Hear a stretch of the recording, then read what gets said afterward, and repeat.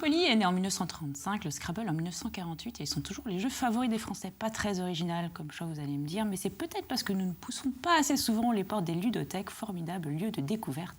C'est le sujet de notre émission. Bienvenue dans l'air de rien.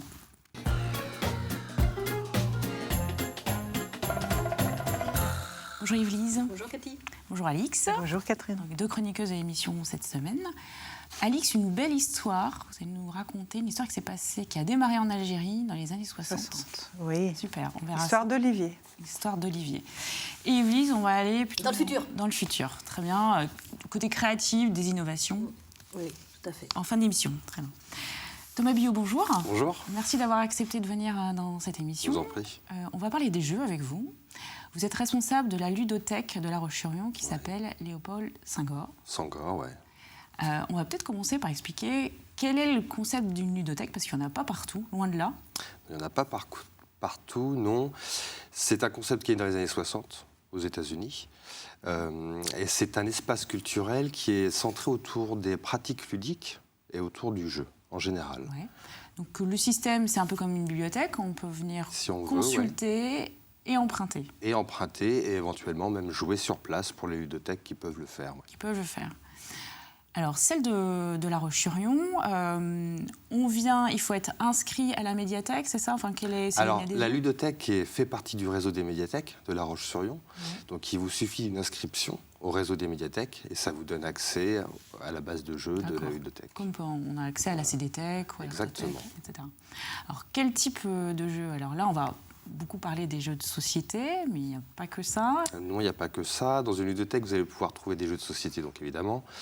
Des jeux de construction. Tout le monde connaît évidemment le Lego, le Capla, etc. Mais il n'y a pas que ça, il y a d'autres choses. Il y a les jeux d'exercice pour les petits, évidemment les poupées, ce qu'on appelle les jeux symboliques. Vous avez les jeux... Il y a des poupées?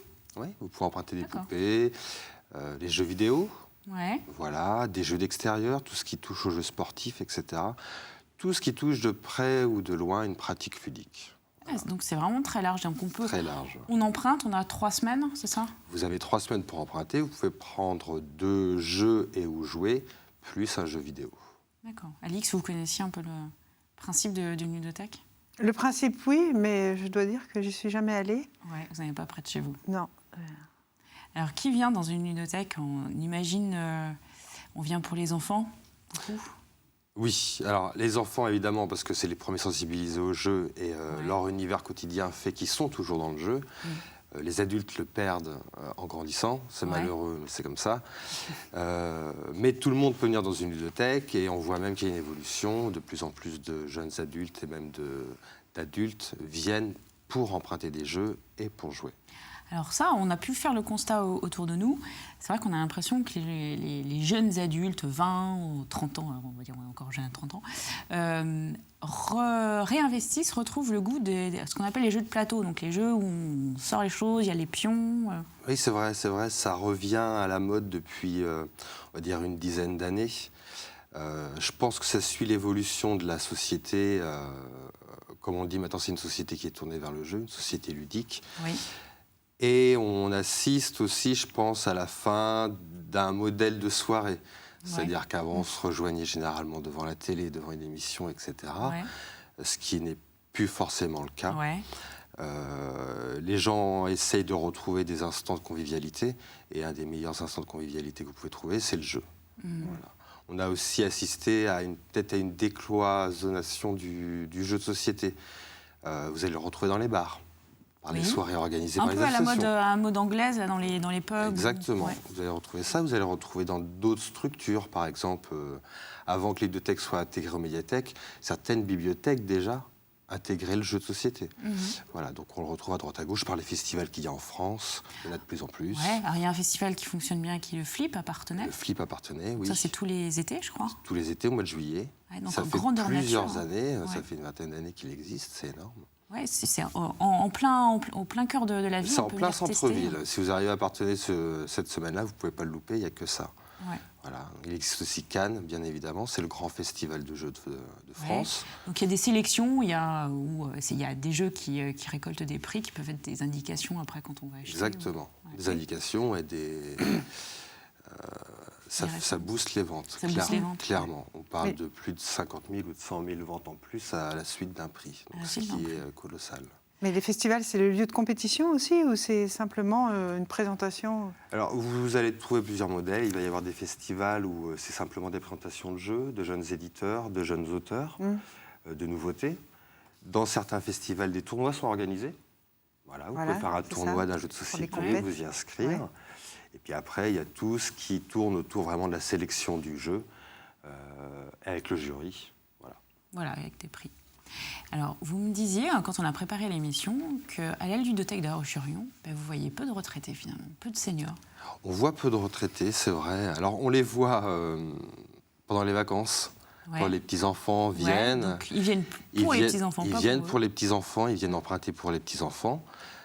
Mais en tant que démarche personnelle, non, c'est très rare. Ouais.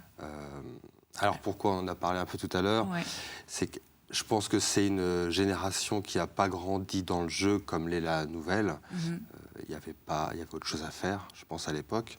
Nous, on est une génération qui a plus le temps de une jouer. culture des jeux de cartes ou des choses comme ça. Alors il y a toujours une culture de jeu chez les retraités actuels, mais ce sont des jeux, ce qu'on appelle des jeux traditionnels. La belote, le tarot, le palais, ça c'est toujours le domino, ça a toujours été des choses qui ont toujours existé, ça a même été un des ciments de la société. Mais c'est vrai que pour une recherche plus moderne, plus contemporaine du jeu, on les voit moins. Alors qu'il y a beaucoup de nouveaux jeux, enfin on le constate tous, je pense, ou qui sont très intergénérationnels, finalement.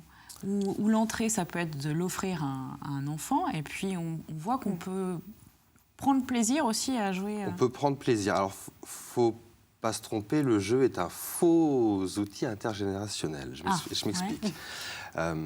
Jouer à un jeu de société pour les 4-5 ans, quand vous êtes adulte, vous allez le faire par plaisir pour jouer avec vos enfants, ou vos neveux, etc.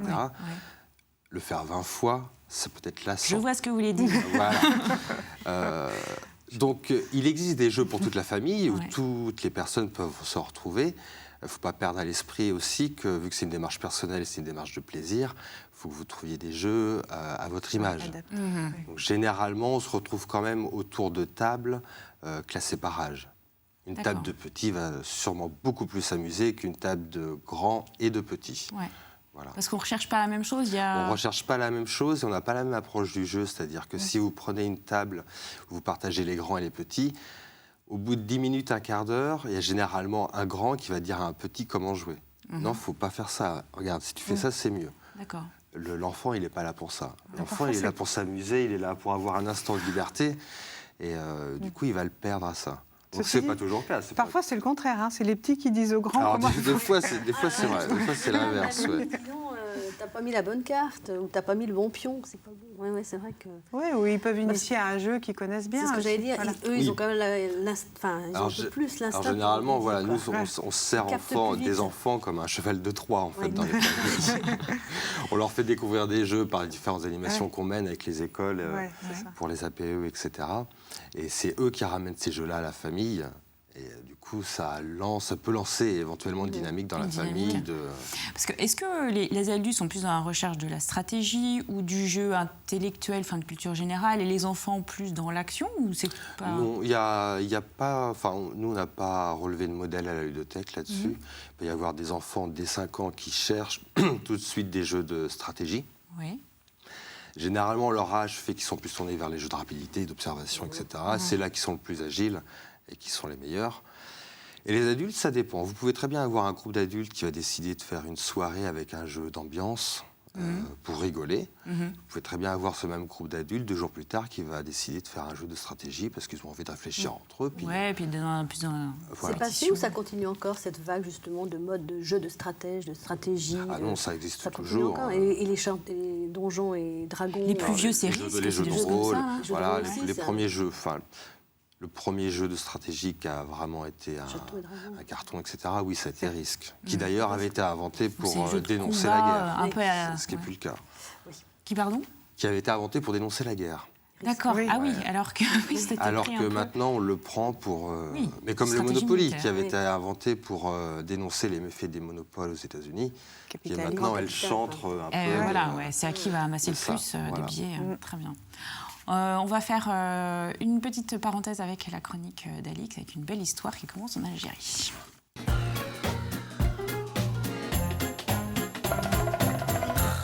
Alix, il était une fois Olivier. Il était une fois Olivier. Ouais. L'histoire commence donc en 1962, au moment des événements d'Algérie. Mhm. Et Olivier, comme beaucoup d'autres, quitte l'Algérie avec sa famille, du jour au lendemain, avec une valise, en tout et pour tout. Et c'est un vrai traumatisme pour lui et sa famille. Mais lui, sa famille aussi, j'imagine, mais je connais mieux Olivier que le reste de sa famille, donc je vais parler de lui. Et il a quel âge, Olivier Olivier, maintenant, a 62 ans. Ouais. Enfin, 64 maintenant. Donc, quand il part d'Algérie, on fait le calcul. Il a 12 ans. Il a 12 ans. Il a 12 ans. Et ça reste une vraie blessure pour lui, ce départ surtout. Il quitte sa maison, c'est un enfant encore, c'est même pas encore un adolescent. Il comprend rien, il comprend pas vraiment ce qui se passe. Et ça le poursuit toute sa vie. Et toute sa vie, il rêve de retourner là-bas.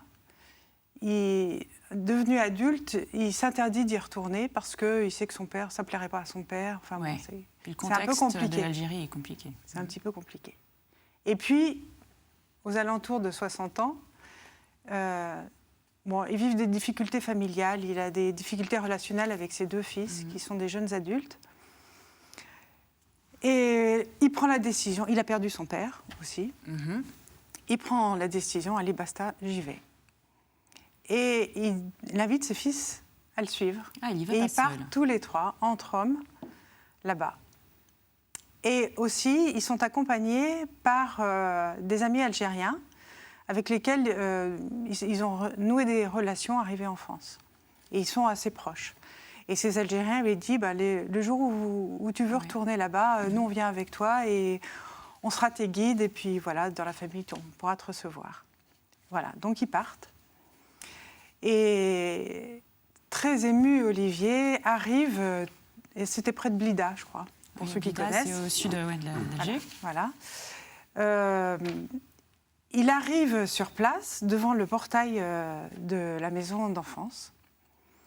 Il sonne, quelqu'un vient lui ouvrir, il se présente, et Olivier se présente, il dit voilà. Et la personne qui l'accueille se présente aussi, et il se trouve que c'est le fils du félaga qui occupe désormais la maison d'Olivier. Donc on peut imaginer que ça se passe... C'est un peu tendu. Ça peut... Eh bien oui, mais non, en fait, pas du tout. Et cette personne lui dit, Olivier, mais ça fait 40 ans que je t'attends. Et il lui ouvre la porte et dit, suis-moi. Alors Olivier va, c'est suivi par ses 2 fils, rentre dans la maison, et ce monsieur ouvre la porte d'une pièce, et il dit, regarde, ça fait 40 ans que je t'attends, donc, et je t'ai gardé toutes tes affaires. Et en fait, dans cette pièce, il y avait tous les meubles de la famille, enfin, en tout cas, une grande partie des meubles de la famille d'Olivier, qu'ils avaient gardés. Il a dit, mais je t'ai gardé pour que tu puisses venir les récupérer. Évidemment, une émotion incroyable pour Olivier de retrouver toutes leurs affaires. Peut-être qu'il ne reconnaissait pas tout, mais il a reconnu une grande partie. Et entre autres, un petit cadre de la Sainte Vierge qu'il avait reçu pour sa première communion et qui paraissait important donc, pour ces personnes-là de garder pour la famille d'Olivier au cas où il reviendrait. Ouais, donc total attendu et accueilli. Attendu et accueilli. Et bon, après, il y a eu plein d'autres retrouvailles. Mais en fait, Olivier me disait que ce qui était vraiment extraordinaire pour lui d'avoir vécu, c'était comme si c'était 3 réconciliations en une qui vivaient. D'abord, ça l'a énormément rapproché de ses fils, qui comprenaient ce qu'avait vécu son père. Une réconciliation avec les Algériens. Et puis aussi une réconciliation entre les religions, parce qu'à la suite de ça, ils sont allés à la mosquée, ils sont ensuite allés aussi à l'église, ils se sont recueillis ensemble.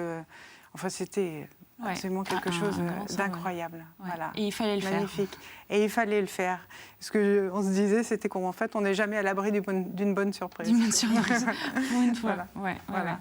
C'est une super histoire. Hein. Ouais. Ça aurait pu se passer complètement, mais il fallait prendre ce risque-là pour avoir le bénéfice. Oui, en fait, il s'est écouté, Olivier, enfin, il a réussi à prendre cette décision de retourner là-bas, ce qui n'était pas évident. C'est vrai qu'il ne savait pas beaucoup de gens qu'il allait retrouver. aimeraient retourner en Algérie après avoir... Oui. d'avoir vécu. Très bien. Oui. Bah, merci Alix de cette confidence parce que c'est une histoire vraie. Ouais, c'est une histoire vraie, absolument. Très bien. Thomas Billot, on retourne dans l'univers de la ludothèque. Oui. Alors, on disait que les retraités fréquentent peu la ludothèque parce que ça faisait peut-être pas partie de leur culture. Oui. Hein, ils viennent plutôt Génération, leur génération, plutôt pour les petits-enfants. Quand on dit que le Monopoly et le Scrabble sont encore les jeux préférés, les jeux de société préférés des Français, c'est hallucinant.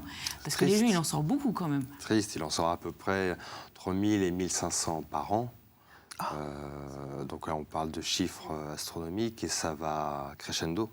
Et les Français, on est plutôt des bons éditeurs ou tout ça, ça vient plutôt des pays anglo-saxons? Non, on est. Le renouveau du jeu, c'était dans les années 90. Ça s'est fait parce qu'on a appelé, à l'époque, l'école allemande. Ce sont les Allemands qui ont réinvesti le champ du jeu de société. Les Américains ont suivi dans la foulée. Ça a été un peu les deux écoles qui se sont battues entre elles. Et après, la France, maintenant, est devenue un des plus gros pays éditeurs de jeux de société, qui est reconnu à travers le monde, avec notamment des très grandes sociétés qui ont commencé tout petit. On pense à Asmodée, qui est devenu maintenant un... C'est Time's Up, Jingle Speed, tout ça. Exactement, qui est devenu peut-être même le géant du jeu de société au monde. Pas de pétrole, mais on a des on a des jeux. On a des jeux. Bon, c'est déjà ça, parce que... Bon. Alors peut-être conseillez-nous, parce que quand on veut acheter un jeu... Soi-même, on est un apprenti moyen de ce genre d'univers. Qu'est-ce qu'il faut regarder au-delà du prix, évidemment? Au-delà du prix, mais c'est un facteur important. C'est un facteur important, oui. Parce que la fourchette, elle est très large. Elle va de 7 € à 250 €. Ah oui, 250 €, il faut déjà être fan. Hein, quand même. Il faut déjà être fan. Faut déjà être fan. Mais alors, sur une boîte de jeux, ça se présente toujours de la même façon, il y a le nom. Alors ça n'a pas changé depuis des dizaines et des dizaines d'années. Ouais. Ça se présente toujours la même chose. Vous allez avoir le nom. Est apparu depuis maintenant quelques années, et heureusement, le nom des auteurs. Parce que c'est un vrai métier maintenant, qui est reconnu, qu'on essaye de faire reconnaître. Donc il y a des gens qui aussi repèrent ça, en fonction de l'auteur vont... Nous, en ce qui concerne la ludothèque, oui. Ça peut être un gage... On parle du jeu comme on parlerait du livre. Le dernier... oui, c'est un style aussi, peut-être. Voilà, chaque auteur a un style, chaque auteur a une patte, chaque auteur... voilà. Donc ça n'a pas changé, vous allez toujours trouver l'âge qui est conseillé par l'éditeur, le nombre de joueurs... Ouais. L'âge, c'est obligatoire, ça y est forcément. Ça a toujours été comme ça, ouais. D'accord. Et le temps de jeu. La durée, oui, pratique. Le temps de jeu, ça a toujours été à peu près marqué. L'âge, c'est vraiment une bonne indication ou il y a un côté marketing un peu, Il y a forcément un côté marketing, ça c'est sûr. D'autant plus que si on prend par exemple les jeux aux États-Unis qui ont certaines commissions qui vérifient que les jeux sont bien adaptés aux enfants, vous demandent de participer à hauteur de 10 000 $. Ah oui, d'accord. Donc certains auteurs mettent sur la boîte une limite. Voilà. Donc c'est un peu faussé, mais mine de rien, ça donne une vague idée. On reconnaît à partir de 5 ans, voilà, 8 ans, on passe à un autre niveau. Dès qu'on arrive à 12 ans et plus, on peut considérer que ce sont des jeux adultes. Voilà. Voilà. Et un des points importants lorsque vous allez choisir un jeu,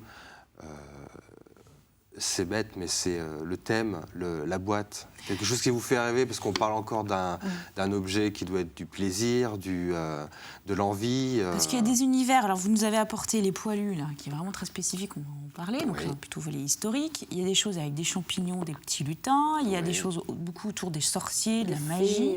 C'est à peu près toujours les mêmes univers Alors, non.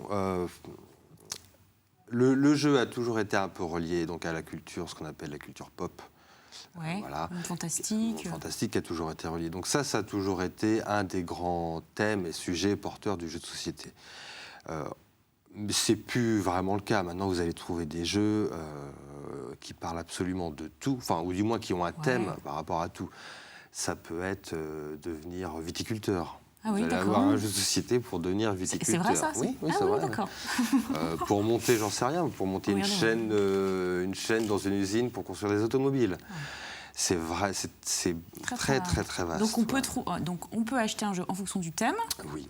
Parce que ça peut être un clin d'œil ou un univers. Exactement, un univers qui vous intéresse. Il y a quand même après des jeux, quand on disait stratégie tout à l'heure, ou des jeux d'action. Exactement, Vous avez plusieurs mécanismes qui existent dans les jeux de société. Il y a plein de choses. Si vous pouvez très bien trouver un jeu sur le bluff, Voilà. Si vous aimez bluffer, si vous aimez tout ce qui se traite au poker, vous allez en trouver plein. Si vous voulez un jeu d'enchères, par exemple, si vous voulez un jeu de rapidité, d'observation, de questions, culture générale. Alors, quand même, tout ça, on ne le voit pas facilement à travers la boîte. Vous conseillez de poser la question. Ouais. Alors, ouvrir, on ne peut pas. Pas toujours, on peut pas. Ouvrir, vous ne pouvez pas. Vous pouvez le faire dans les ludothèques, vous ne pouvez pas le faire dans les magasins. L'intérêt et des encore ludothèques, que dans les magasins, si généralement ils ont ce qu'ils appellent des exemplaires publics, où ils peuvent vous ouvrir la boîte, etc. Et surtout, il faut poser la question. Il faut bien se rendre compte que c'est comme si vous vous retrouviez devant des CD et que vous ne pouviez pas écouter. Vous ne savez pas ce que c'est. Vous avez seulement la jaquette pour vous guider, mais voilà. Donc il y a des spécialistes qui sont là, il y a des gens qui sont passionnés qui sont là, vous en trouvez dans les boutiques spécialisées. Voilà, dans les boutiques spécialisées, dans les ludothèques. Les ludothèques, c'est là un peu l'intérêt. Est-ce qu'on peut venir tester C'est même totalement l'intérêt. Vous venez, vous nous demandez combien de joueurs vous allez être, quel genre de jeu vous voulez, combien de temps vous êtes prêt à vous asseoir autour d'une table. On essaye de trouver un jeu ensemble. On vous l'explique dans les grandes lignes. Déjà, vous repartez chez vous avec une vague idée de quoi ça retourne. Ouais. Très bien. Alors, vous nous avez apporté une sélection de jeux très différents. Peut-être on va commencer par Les Poilus. Alors, Les Poilus, oui. C'est un jeu qui est sorti en début d'année 2015 pour suivre le centenaire, exactement. Voilà, la guerre des tranchées. Illustré par Tinius. Donc, Feu Tinius. Feu Tinius, donc dessinateur de Charlie Hebdo, décédé en janvier. En janvier. Et c'est un jeu coopératif. Alors, qu'est-ce que le coopératif? Vous nous avez expliqué ça tout à l'heure. Le coopératif sont des jeux de société qui vous mettent tous les joueurs dans la même équipe et vous gagnez ensemble ou vous perdez ensemble. Le seul adversaire que vous allez avoir durant toute la partie, c'est le jeu en lui-même. Donc, généralement, il va y avoir des mécanismes qui vont vous mettre des bâtons dans les roues. Voilà. Et vous allez gagner ou perdre ensemble. Et les personnages de ce jeu-là sont des personnages réels. Voilà. Alors, les personnages qui ont été dessinés par Tinius sont en grande partie tirés des aïeux, soit de Tinius ou alors des auteurs du jeu de société, qui ont participé à la Grande Guerre et qui étaient donc poilus dans les tranchées. Donc là, c'est à partir de 10 ans. C'est à partir de 10 ans, voilà. Alors, un autre exemple... celui-ci, alors, Abracadabra, oui c'est ça, Abracadabra. Abracadabra. Voilà, c'est bon. T'es pas magicienne, toi. Donc Abracadabra, c'est un jeu qui, malheureusement, n'a pas gagné de prix, qui a été souvent nominé, mais qui est passé dans l'ombre de grands titres, alors que nous, on considère que c'est une de nos meilleures découvertes. Donc là, on parle de quoi? On parle d'un concours de sorciers, c'est à partir de 8 ans, 7 ans. Donc le thème est assez léger. Et en fait, c'est un jeu, c'est un faux jeu de cartes. Vous allez avoir des pions devant vous, comme des cartes, avec des faces. Seulement, vous n'allez pas voir ce que vous allez avoir dans le jeu. Ce sont vos adversaires qui vont voir ce que vous allez avoir dans le jeu. Et avec un système de déduction, vous allez annoncer quel pion vous pensez avoir. Je pense avoir le pion vert. Les adversaires vous disent si c'est vrai ou pas. C'est un très bon jeu. C'est un excellent jeu. Alors, on ne va pas avoir le temps de présenter tous les autres, mais il faut inviter les gens à aller à la ludothèque, en fait. Vraiment. Oui, il y a plein de choses. Alors, on va dire que c'est ouvert le mardi, le mercredi, le jeudi, le vendredi, le samedi, donc ça laisse quand même pas mal de tranches. Des après-midi. De 13h à 18h. De 13h à 18h, et le mercredi quand même de 10h à midi. Le mercredi et le samedi matin de 10h à midi, On peut retrouver les coordonnées sur le site internet. Évidemment. Ah. Vous avez donné envie, en tout cas. Vous n'avez pas de nous les laisser. C'est bien. Et on va terminer l'émission avec la chronique d'Ilvise. On va découvrir un livre sur des innovations. Retour vers le futur.